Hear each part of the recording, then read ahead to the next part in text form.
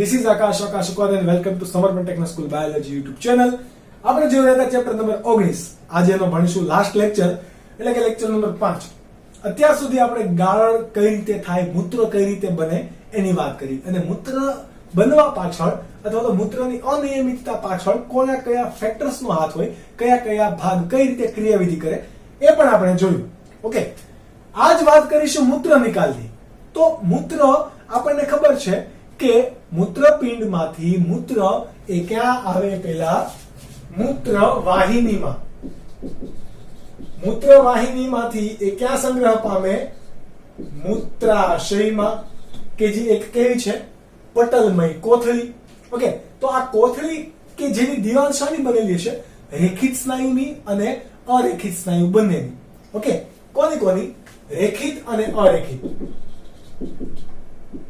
આ ખાસ યાદ રાખજો, એકમાત્ર એવું અંગ કે જે બંને પ્રકારના સ્નાયુ ધરાવશે, અરેખિત અને અરેખિત સ્નાયુ ધરાવે.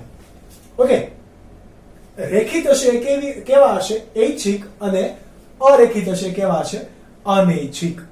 જ્યારે પણ આ મૂત્રાશય એ સંપૂર્ણ મૂત્રથી ભરાઈ જાય એટલે એની દિવાલ કે જે સ્નાયુની બનેલી છે એના પર શું આપશે?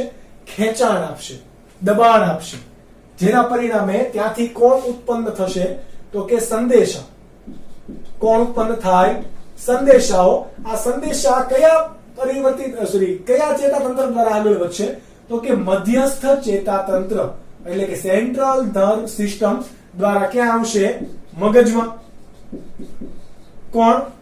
સેન્ટ્રલ નર્વ સિસ્ટમ દ્વારા, ચેતા દ્વારા મગજમાં આવશે સંદેશા, અને મગજ એ ફરીથી સંદેશાને ક્યાં મોકલશે? મૂત્રાશયની દિવાલ સુધી. મૂત્રાશયની દિવાલની આગળ કોણ આવેલું હોય? મૂત્રમાર્ગ. અને મૂત્રમાર્ગ સુધી આ સંદેશા જશે. ક્યાં સુધી જાય? મૂત્રમાર્ગ સુધી. અને આપણને ખબર છે કે મૂત્રમાર્ગ શું ધરાવે? મુદ્રિકા સ્નાયુનો બનેલું પટલ. આ મુદ્રિકા સ્નાયુનું બનેલું પટલ હોય કે જે હંમેશા કેવું હશે? સંકોચન થયેલું એટલે કે બંધ હશે. હવે જ્યારે એનું વિકોચન થયેલું હશે એટલે કે બંધ હશે. હવે એ સ્નાયુ સંકોચન પામે. સંકોચન પામે એટલે કે પટલ હવે ખુલશે. ઓકે, જે રીતે રક્ષક કોષોની તમે ક્રિયાવિધિ ભણી ગયા એ રીતે અહીંયા પણ જ્યારે પણ સંદેશા મળશે એટલે મુદ્રિકા સ્નાયુ પટેલ ખુલશે અને મૂત્ર એ નિકાલ પામશે. શું પામે? મૂત્ર નિકાલ પામે. જ્યારે પણ આ સંદેશા મૂત્ર માર્ગના મુદ્રિકા સ્નાયુને મળે અને એનું વિકોચન થાય ત્યારબાદ. ઓકે, એટલે કે મૂત્રિકા સ્નાયુનો બનેલો વાલ્વ એટલે કે પટલ તમારું અહીંયા ખોલવું જોઈએ. તો મૂત્ર નિકાલ અને આ મૂત્રનું પ્રવાહી સ્વરૂપે નિકાલની પ્રક્રિયાને શું કહેવાય? મૂત્ર નિકાલ. ઓકે, તો આની અંદર ખૂબ જ સિમ્પલ છે કે જે તમને આવડતું હોય. હવે કોઈ પણ સામાન્ય પુરુષ હોય, કોઈ બીમારીથી ના પીડાતો હોય, એ એક દિવસની અંદર કેટલો મૂત્રનો ત્યાગ કરે? તો નોર્મલી 1.5 લીટર પ્રતિ દિવસ. કેટલું? 1.5 લીટર પ્રતિ દિવસ. આ મૂત્ર તમારું કેવું હોય? આછા પીળા રંગનું હશે. કેવા રંગનું? આછા પીળા રંગનું. કેવું પ્રવાહી હશે? એસિડિક કે બેઝિક? તો આની ઉપરથી તમે નક્કી કરી શકો એની પીએચ કેટલી છે? 6.0.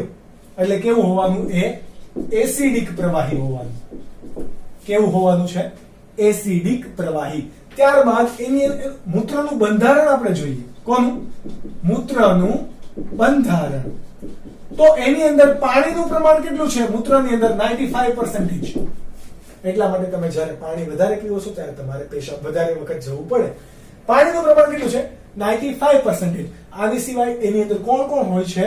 તો પાણી સિવાય ઘન દ્રવ્યો પણ હોય છે કે જે દ્રાવ્ય સ્વરૂપે હશે.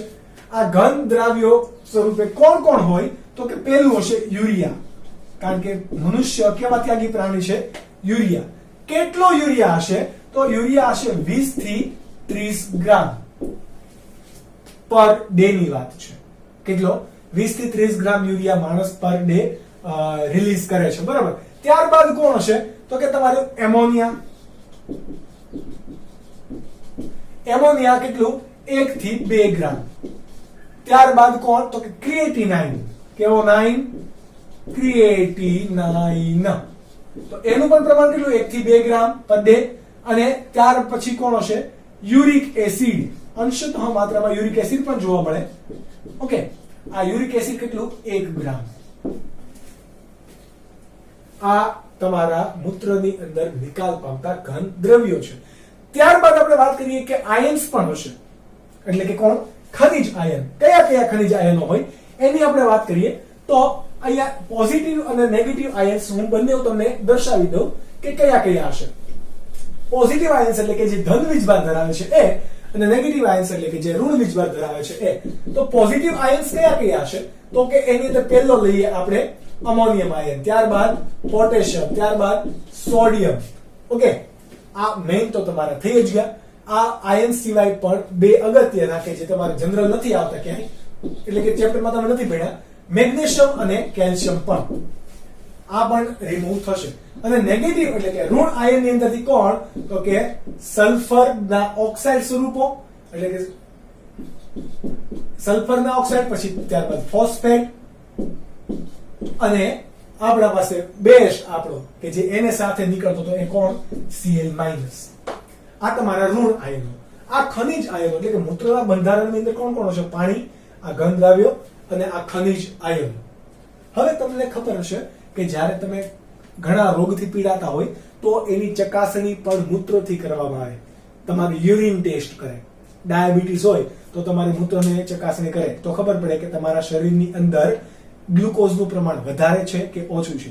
ઓકે, તો મૂત્રનું બંધારણ ચેક કરીને પણ તમારી ખામી પણ ખબર પડતી હોય. જેમ કે મૂત્રમાં ગ્લુકોઝનું પ્રમાણ વધારે છે, બરાબર? ગ્લુકોઝનું પ્રમાણ આવતું હોય તો એ ખામીને કયું કહેવાય? ગ્લુકોસુરિયા. કેવું? ગ્લુકોસુરિયા. ત્યારબાદ તમારે કીટોનનું પ્રમાણ વધારે આવતું હોય, કોનું? કીટોન સ્વરૂપોનું, તો એને કહેવાય કીટોન્યુરિયા. આપણે એનું ભણી ગયા. ફિનાઇલ કીટોન્યુરિયા ક્યાં આવશે? તો કે ચેપ્ટર નંબર 5 ધોરણ 12 ના એન્ડિંગ ની અંદર. ફિનાઇલ કીટોન્યુરિયા એ જન્મજાત ચયાપચયની ખામી છે. તો આ ગ્લુકોસુરિયા અને કીટોન્યુરિયા બંને કોની કયા રોગની તપાસ કરવામાં મદદ કરશે? આપણને ડાયાબિટીસ. કોની? ડાયાબિટીસ. ત્યારબાદ મૂત્રની અંદર જો યુરિયાનું પ્રમાણ આ 20 થી 30 ગ્રામ કરતા પણ વધારે મળતું હોય તો એના કારણે જે રોગ થાય છે એ પણ આપણને ખબર પડે. એ રોગને શું કહેવાય? યુરેમિયા. શું કહેવાય? યુરેમિયા. તો આપણે વિવિધ રોગોની ચકાસણી પણ આના દ્વારા કરી શકીએ. ઓકે, તો આ વસ્તુ તમે નોટ ડાઉન કરી લો. ત્યારબાદ જોઈએ કે આપણે આ મૂત્ર સિવાય પણ આપણા શરીરની અંદર કોણ કોણ ઉત્સર્જનની અંદર ભાગ ભજવે છે. ઓકે, કોણ કોણ ભાગ ભજવશે? તો એની અંદર સૌથી પહેલું છે આપણા ફેફસા. કોણ ભાગ ભજવશે? ફેફસા. કઈ રીતે? તો કે આપણે ફેફસા ઉચ્છ્વાસ શ્વાસ આની અંદર મદદ કરે છે. તો શ્વાસ જ્યારે આપણે બહાર કાઢીએ ત્યારે એની અંદર કોણ કોણ હશે? ફેફસાની અંદર કોણ કોણ હોય? કાર્બન ડાયોક્સાઇડ એ વાયુ સ્વરૂપે હશે, અને પાણી પણ કયા સ્વરૂપે હશે? વાયુ સ્વરૂપે. ઓકે, એટલે પાણીની વરાળ સ્વરૂપે અને કાર્બન ડાયોક્સાઇડ પણ વરાળ સ્વરૂપે મુક્ત થાય છે. કેટલો હશે? તો કે આ હશે 18 લીટર પ્રતિ દિવસ. 18 લીટર પ્રતિ દિવસ. એટલે કે ફેફસા પણ ઉત્સર્જનની અંદર ભાગ ભજવે છે. ત્યારબાદ આપણી પાસે બીજું અંગ છે, એનું નામ છે યકૃત. તો આપણને ખબર કે યુરિયા ક્યાં બને? યકૃતમાં જ બને. આપણે એના માટેનું લેક્ચર નંબર 1 ની અંદર ઓર્નિથિન ચક્ર પણ જોઈ ગયા. ઓકે, પણ યુરિયાની અંદર અન્ય નકામા ચયાપચયી ઘટકો છે, જેવા કે બિલિરુબિન, પછી બિલિવર્ડિન. બરાબર? બિલિરુબિન બિલિવર્ડિન નું પ્રમાણ જો વધારે હશે તો તમને હિપેટાઇટિસ કે કમળા જેવા રોગ પણ થશે. કે એના દ્વારા પણ તમે મૂત્રની અંદર જો આનું પ્રમાણ વધારે હોય તો એ પણ એવા રોગોની પણ તમે ચકાસણી કરી શકો. બિલિરુબિન બિલિવર્ડિન. ત્યારબાદ તમારી પાસે હશે વિઘટિત સ્ટીરોઇડ અંતઃસ્ત્રાવ.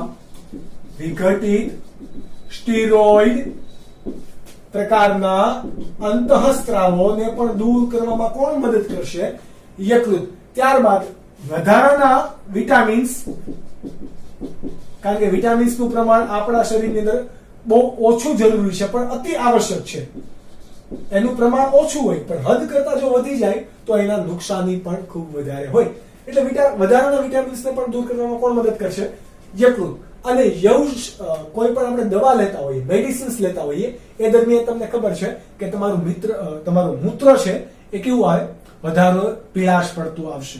કેમ આવું? તો કે એ ઔષધયુક્ત પિત્ત રસ પણ મુક્ત કરશે. એટલે કે પિત્ત રસનો રંગ કેવો હોય? પીળો. ઓકે, ઔષધ યુક્ત પિત્ત રસને પણ દૂર કરવામાં કોણ મદદ કરે? તમારું યકૃત. કોણ મદદ કરશે? યકૃત. આ બે અંગ પછી ત્રીજું અંગ લઈએ આપણે, ત્વચા, એટલે કે આપણી ચામડી. તો કે તમને એમ લાગે કે ચામડી પણ મદદ કરે? તો કે યસ, ચામડી તો બહુ ઇમ્પોર્ટન્ટ કામ કરે. તમને ખબર હશે, ગરમી થાય, પછી ગરમી ના થતી હોય, ભેજવાળી જગ્યાએ પણ તમે હોય, તો આ બે જગ્યાએ જો ગરમી થતી હોય તો તમને પરસેવો વળે, અને ભેજવાળી જગ્યા હોય તો તમારું સ્કિન એકદમ ચીકણી થઈ જાય. ઓકે, તો આ બંને ઘટકો માટે જવાબદાર કોણ છે? ત્વચા. ત્વચા એની સાથે શું શું ધરાવે? તો કે બે ગ્રંથિ ધરાવે, કે જેનું નામ છે, એકનું નામ પ્રસ્વેદ ગ્રંથિ. કેવું? પ્રસ્વેદ ગ્રંથિ. અને બીજાનું નામ છે સ્નિગ્ધ ગ્રંથિ. પ્રસ્વેદ ગ્રંથિનું કામ હશે પરસેવો પાડવો, એટલે કે પરસેવાનું નિર્માણ કરવું, અને સ્નિગ્ધ ગ્રંથિનું કામ હશે સિબમ, એટલે કે ચિકાશયુક્ત પદાર્થોનો નિર્માણ કરવું. બરાબર, આનું શું હશે? પરસેવો, અને આમાંથી સિબમ નો સ્ત્રાવ થશે. ઓકે, પ્રસ્વેદ ગ્રંથિમાંથી પરસેવાનો સ્ત્રાવ, સ્નિગ્ધ ગ્રંથિમાંથી સિબમનો સ્ત્રાવ થશે. હવે આ પરસેવાની અંદર શું શું હોય એ પણ આપણે જોઈએ. તો કે એની અંદર હશે NaCl. તો કે કેમ? તો કે પરસેવો કેવો લાગે? ખારો. ઘણા ખરા લોકોએ પરસેવો ચાખ્યો જ હશે. ઓકે, કારણ તો કે ગમે ત્યારે મોઢા પરથી વળતો હોય ત્યારે ટીપું અહીંયાથી આવી જાય તો આપણને લાગે ઓહ ખારું કંઈક આવ્યું. તો દરિયાનું પાણી તો કઈ હોય નહીં, પણ એ કોણ હોય? પરસેવો. ઓકે, તો એ કેવો લાગે? ખારો. કોના કારણે? NaCl નું પ્રમાણ હશે. ત્યારબાદ એની અંદર બીજું શું હશે? Lactic acid. તમને એમ થાય છે લેક્ટિક એસિડ ત્યાં ક્યાંથી આવ્યું? તો તમને ખબર છે કે તમે કોઈ પણ સ્નાયુ સંકોચન વિકોચનની પ્રક્રિયા થતી હોય, સતત સંકોચન થાય છે, તો એ જગ્યાએ શું થાય? વધારે પડતું લેક્ટિક એસિડ ભરાય છે. આ લેક્ટિક એસિડ નો ત્યાં, એટલે કે સ્નાયુ કેવો છે? સંગ્રહ સ્થાન છે. અને ત્વચાની તરફ નીચે કોણ આવેલા હોય? સ્નાયુ આવેલા હોય. એટલા માટે લેક્ટિક એસિડ પણ અંશતઃ માત્રાની અંદર દૂર થશે, અને થોડી માત્રાની અંદર અંશતઃ યુરિયા પણ કહેવાશે. થોડો યુરિયા પણ પરસેવા દ્વારા બહાર નીકળશે, વધારે પડતો નહીં. ઓકે, ઓછો. ત્યારબાદ સિબમની આપણે વાત કરીએ. આ બંને અલગ અલગ પાડવા તમારે. સિબમની અંદર શું શું હશે? તો કે આપણા પાસે પેલું છે સ્ટેરોલ પદાર્થો, એટલે કે ચીકણા પદાર્થો, સ્ટેરોલ્સ. ઓકે, સ્ટેરોલ્સ. ત્યારબાદ હાઇડ્રોકાર્બન. હાઇડ્રોકાર્બન જેમ કે કાર્બોદિત છે, કે જેની અંદર હાઇડ્રોજન અને કાર્બન આવેલા હોય, એવાને શું કહેવાય? હાઇડ્રોકાર્બન. અને ત્યારબાદ હોય મીણ, એકદમ ચિકાશયુક્ત. જેમ કે આપણા કાનની અંદર મીણ, કર્ણ મીણ આવે છે, તો એ એક ચિકાશયુક્ત પદાર્થ કે જે શું કહેવાય? મીણ. બંનેના કાર્ય પણ અલગ અલગ છે. આ સ્નિગ્ધ ગ્રંથિનું કામ શું હશે? આપણી ત્વચાને તેલી રાખવું, ચિકાશયુક્ત રાખવું, એનું કામ છે. તમને થાય છે તેલી ત્વચા થોડી કોઈને ગમે, પણ એ આપણી સ્કિનની હેલ્થ માટે જરૂરી છે. એટલા માટે એવું કહેવામાં આવે કે દિવસમાં 5 વખત ફેસ વોશ થી મોઢું ના ધોવાય. હંમેશા દિવસમાં 2 વખત મોઢું ધોવો ઇનફ છે. કારણ કે તમારા સ્કિન ઉપર જે ચિકાશ રહેલી છે એ પણ તમારા માટે ઇમ્પોર્ટન્ટ છે. એના ઉપર ઘણા બધા બેક્ટેરિયાઝ રહેલા છે, એ પણ સ્કિનની હેલ્થ માટે ઇમ્પોર્ટન્ટ છે. ત્યારબાદ પ્રસ્વેદ ગ્રંથિનું કામ, તો કે એ આપણા શરીરની સપાટીને ઠંડુ રાખવામાં મદદ કરશે. કેમ? તો કે પાણી બહાર નીકળે છે, તો એ સપાટીને કેવી રાખશે? ઠંડી. તો આ ત્વચા પણ અહીંયા એક ભાગ ભજવશે. હજી એક તમારી પાસે છે લાળ. લાળ રસ તમને ખબર છે, તો એની અંદર શું હોય? એમાઇલેઝ નામનો ઉત્સેચક હોય. અને આ ઉત્સેચક વધારાનો હશે? તો કે નહીં. એ તો શું કરે? સ્ટાર્ચના પાચનની શરૂઆત કરશે મુખ ગુહાની અંદર. આ કોઈ પણ રહેલા પેપ્ટાઇડ સમૂહ છે, એમાઇલેઝ એક પ્રકારનો ઉત્સેચક એટલે કે પ્રોટીન છે. તો આ લાળ શું કરશે? તો કે N2 યુક્ત કચરો, નાઇટ્રોજન યુક્ત કચરાના નિકાલમાં પણ કોણ મદદ કરશે? લાળ. કારણ કે લાળ રસની અંદર ફક્ત એમાઇલેઝ નથી આવતો, નાઇટ્રોજન યુક્ત વિઘટિત કચરો પણ હોય છે.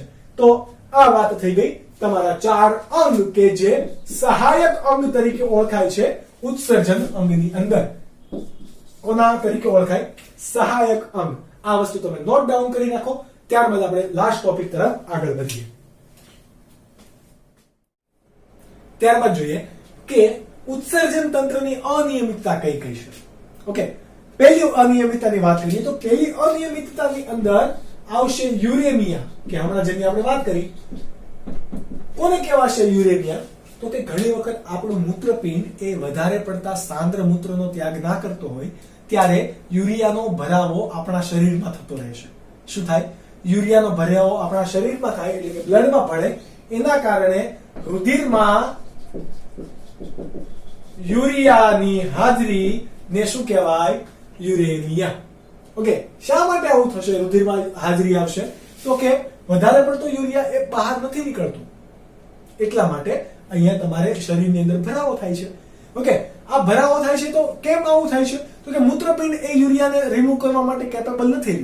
એના માટે શું કરવું પડે? તો તમે સાંભળ્યું હશે કે લોકો શું કરાવે, એમ કરે કે ડાયાલિસિસ કરાવવા જવું છે. Okay, PP Savani institute of cancer ને આ બધી ઘણી બધી હોસ્પિટલ છે કે જ્યાં ડાયાલિસિસની પ્રક્રિયા થતી હોય. ઓકે, તો જે પણ વ્યક્તિને ડાયાલિસિસ કરાવવામાં આવે છે એ વ્યક્તિ કઈ ખામીથી પીડાતું હશે?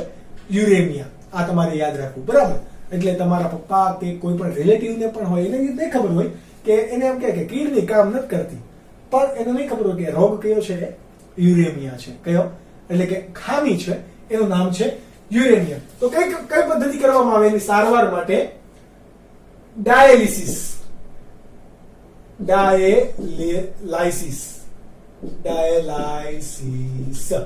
ઓકે, એને કેવું ડાયાલિસિસ કહેવાય? તો કે હિમોડાયાલિસિસ. શું કહેવાય? હિમોડાયાલિસિસ. ચલો, ક્યાં તમારું યુરિયા ભરાઈ રહી છે? શરીરમાં. શરીરમાં ક્યાં? રુધિરમાં.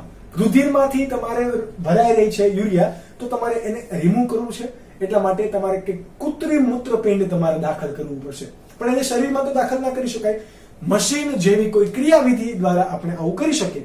ઓકે, તો કૃત્રિમ મૂત્રપિંડ એટલે કે કોણ? આપણું ડાયાલાઇઝિંગ મશીન. કોણ? ડાયાલાઇઝર. એને આપણે શું કહેવાશે? ડાયાલાઇઝર. એને શું કહેવાય? બીજું કૃત્રિમ મૂત્રપિંડ કહેવાશે. ઓકે, આ કૃત્રિમ મૂત્રપિંડ છે કે જેની અંદર શું આવેલું હશે? આપણા શરીરમાં જેવું રુધિર છે એવા રુધિર રસ જેવું જ બંધારણ હશે, બધા જ ઘટકો એની અંદર હશે. એને શું કહેવાય? તો કે ડાયાલાઇઝર પ્રવાહી. આની અંદર શું આવેલું હશે?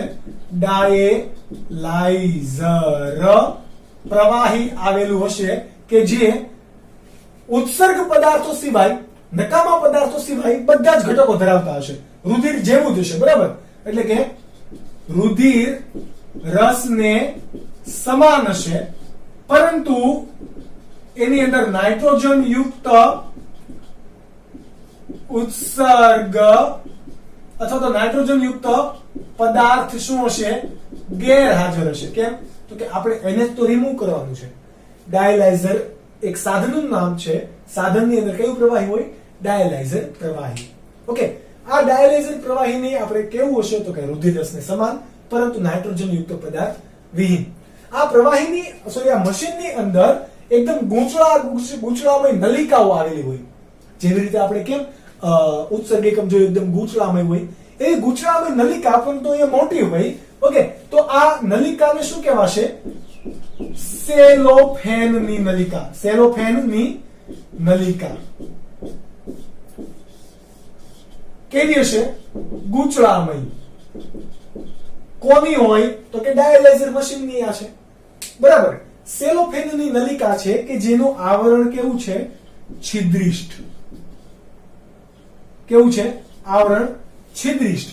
ના, જેવી રીતે પોડોસાઇટનું આવરણ હોય, પોડોસાઇટમાં કેમ સૂક્ષ્મ ગાળણ થાય છે, એવું અહીંયા નાના નાના છિદ્રોયુક્ત એની દિવાલ હશે, સેલોફેનની નલિકાની દિવાલ.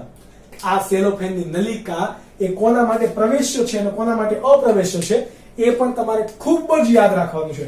ઓકે, આપણે અહીંયા પ્રવેશ્યનું લખીએ અને અપ્રવેશ્ય. કોના માટે પ્રવેશ્ય હશે? તો કે રુધિર, પ્રોટીન છે કે સોરી પ્રવેશશીલ કોના માટે છે? તો કે આપણે ગાળણ કોનું કરવાનું છે? યુરિયા. એટલે યુરિયા માટે પ્રવેશશીલ હશે યુરિયા, ત્યારબાદ યુરિક એસિડ, ત્યારબાદ મૂત્રની અંદર કોણ કોણ હોય? ક્રિએટિનાઇન, ત્યારબાદ વધારાના ખનિજ આયન્સ માટે પણ કેવું હશે?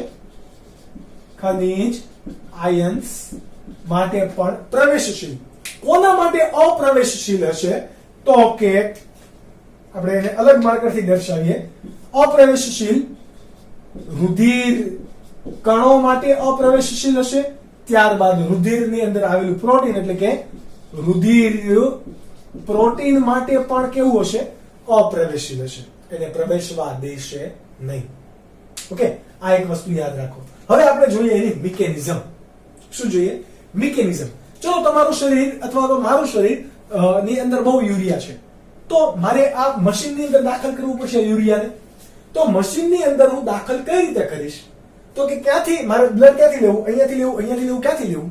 તો કે બ્લડ જ્યારે લેવાનું હોય ચકાસણી કરવા માટે તો આપણે શિરામાંથી લેતા હોઈએ, પરંતુ આપણે અહીંયા શુદ્ધ કરવા માટે મોકલવાનું છે બ્લડને, તો સતત એક પ્રવાહ દ્વારા જતું હોવું જોઈએ. તો આપણે ક્યાંથી લઈશું? ધમનીમાંથી. ક્યાંથી લઈશું? ધમનીમાંથી. કોની ધમની જનરલી યુઝ કરવામાં આવે? હાથના કાંડાની અથવા તો પગના કાંડાની ઇન જનરલ ધમની યુઝ કરવામાં આવે. મોસ્ટલી પગના કાંડાની ધમની યુઝ કરાય. કેમ? તો કે મૂત્રપિંડ શિરા નિવાહિકા તંત્ર એ પગમાં વધારે સક્રિય હશે. ઓકે, એટલે આ કાંડાની ધમનીઓ છે. કાંડાની ધમનીમાંથી રુધિરને ક્યાં દાખલ કરવાનું? ડાયાલાઇઝર મશીનમાં. ક્યાં તમે દાખલ કર્યું? ડાયાલાઇઝર મશીનની અંદર. આ ડાયાલાઇઝર મશીનની અંદર કઈ નલિકા છે? સેલોફેનની નલિકા છે કે નથી? ઓકે, આ સેલોફેનની નલિકા તમને ખબર છે એની બહાર કયું આવરણ ધરાવે છે? ડાયાલાઇઝર પ્રવાહી ધરાવે છે, કે જેની અંદર રુધિર રસને સમાન ઘટકો છે, પરંતુ નાઇટ્રોજન યુક્ત પદાર્થ કેવા છે? ગેરહાજર. આ નાઇટ્રોજન યુક્ત પદાર્થો અને કચરો ક્યાં હશે? ધમનીમાંથી જે રુધિર લેવામાં આવ્યું છે એની અંદરથી, કારણ કે એને જ આપણે શુદ્ધ કરવાનું છે. તો આ પ્રવાહી જ્યારે સેલોફેનની નલિકામાં જાય છે, તમારું રુધિર ક્યાં જાય છે?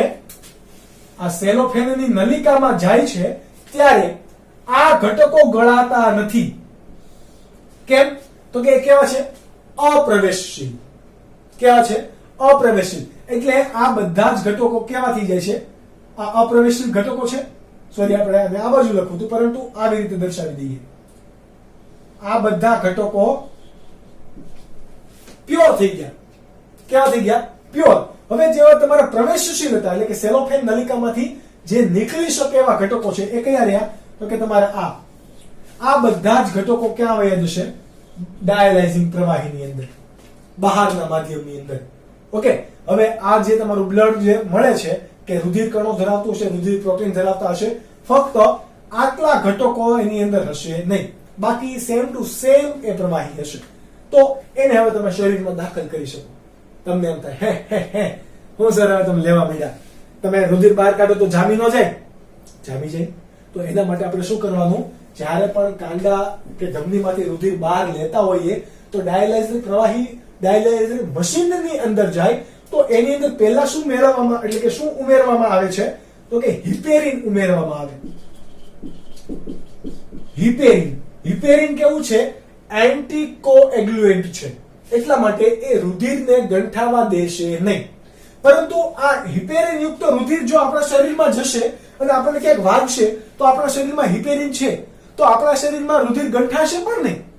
તો એના માટે જ્યારે પણ આ શુદ્ધ થઈ ગયેલું રુધિર કે જે બહાર નીકળતું નથી, કેમ? તો કે અપ્રવેશ છે, સેલોફેન નલિકા દ્વારા એ બહાર નીકળે છે, એની અંદરથી આપણે એમાં શું એડ કરશું?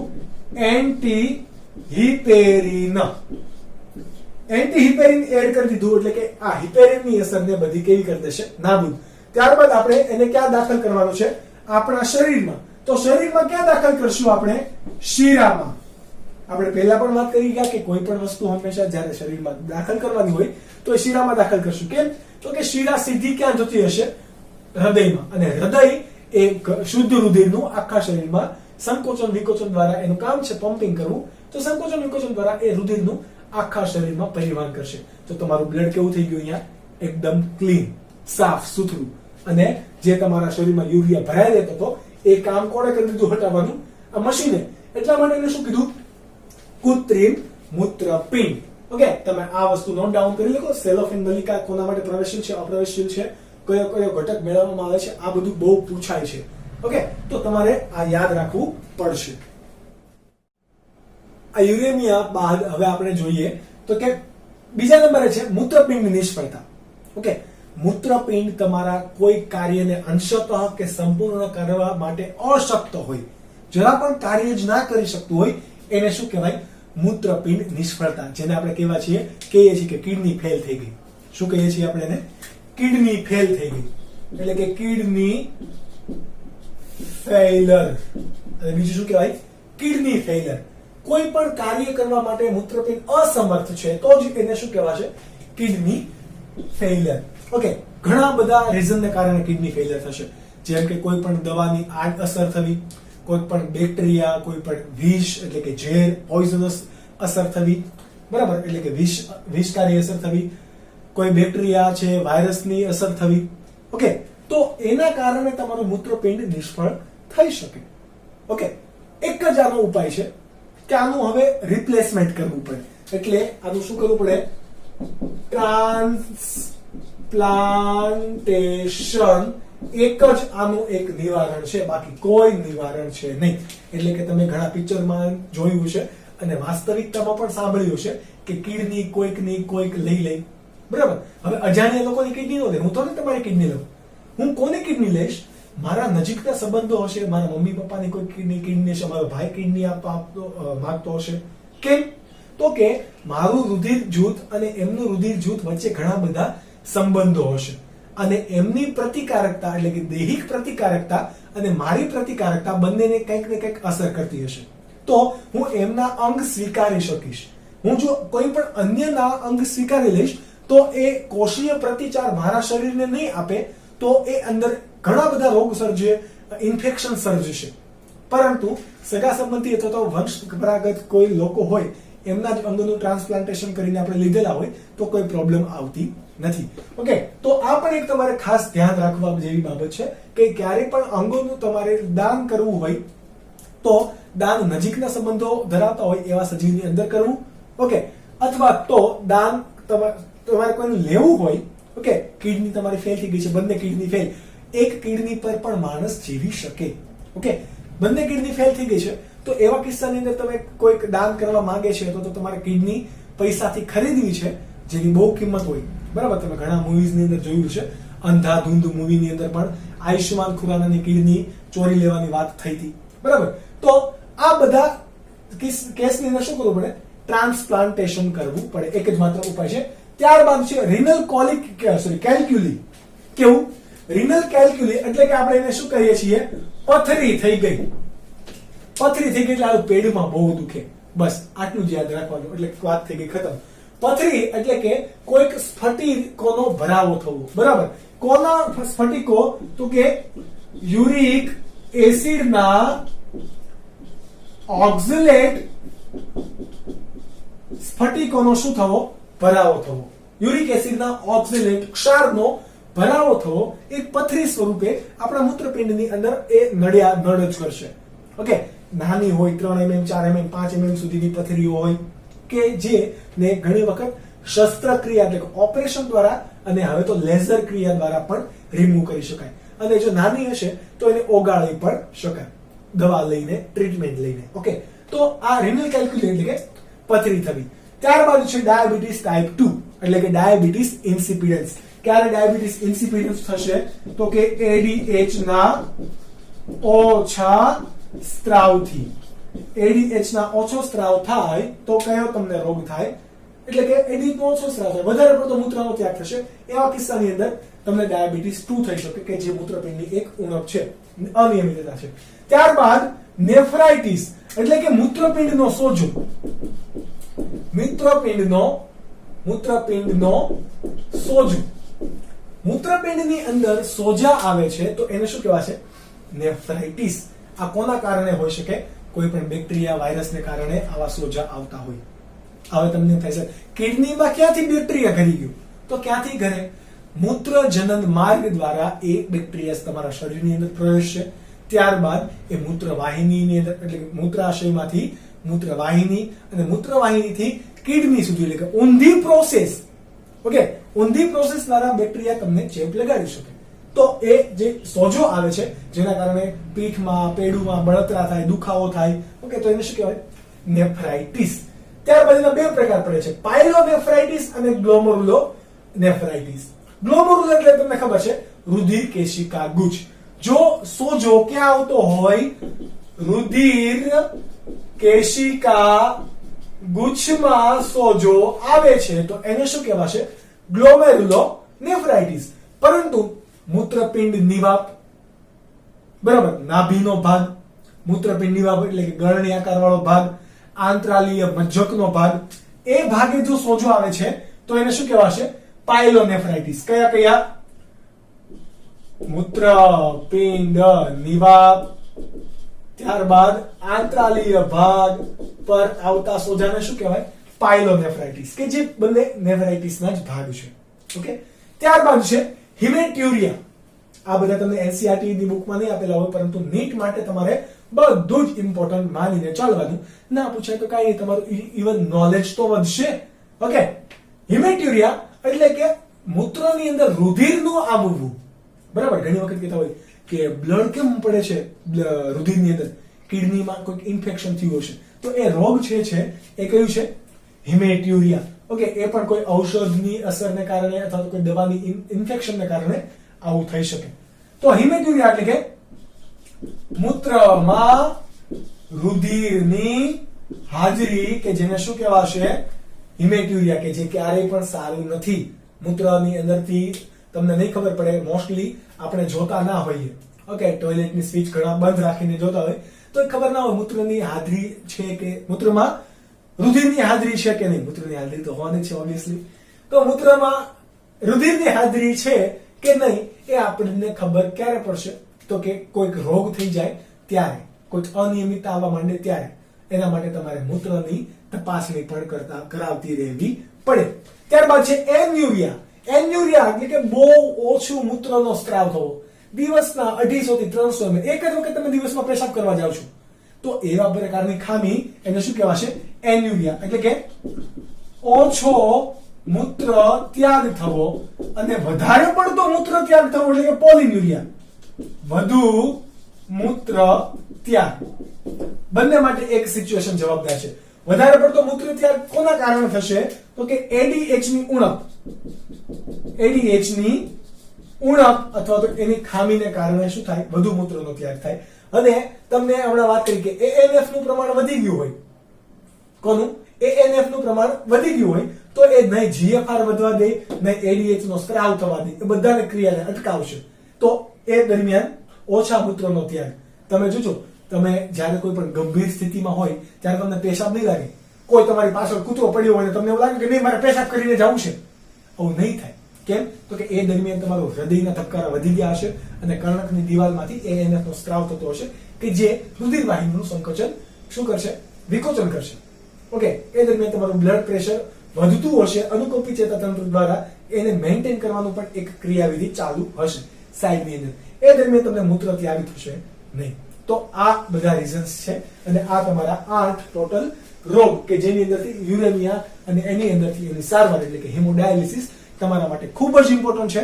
તો આના એમસીક્યુ મેક્સિમમમાં મેક્સિમમ સોલ્વ કરો, મેક્સિમમ વાંચો. ફરીથી આપણે મળીશું હવે કોઈ 11માનું ચેપ્ટર નહીં, પરંતુ આ જે મંડે વાળો લેક્ચર છે એની અંદર આપણે એઝ ઇટ ઇઝ જે ગુરુ અને શુક્રવારે ચાલે છે એ હવે ગુરુ, શુક્ર અને સોમ આવી રીતે ચાલશે. ભલે અહીંયા નીટનું કામ આપેલું અથવા તો નીટનો લેક્ચર તમને સિલેબસ પ્રમાણે અથવા તો શેડ્યુલ પ્રમાણે આપેલો હોય, પરંતુ આપણે આવી રીતે 3 લેક્ચર કન્ટિન્યુ સાયકલ ચલાવશું કે જે તમે સમજી શકશો. ઓકે, તો આપણે આવી આશા સાથે અને તમે મહેનત કરશો એવી આશા સાથે આજનો લેક્ચર અને આ ચેપ્ટર કરીએ ફિનિશ. મળીશું ફરી એક નવા ચેપ્ટર સાથે. ત્યાં સુધી બાય બાય અને ટેક કેર.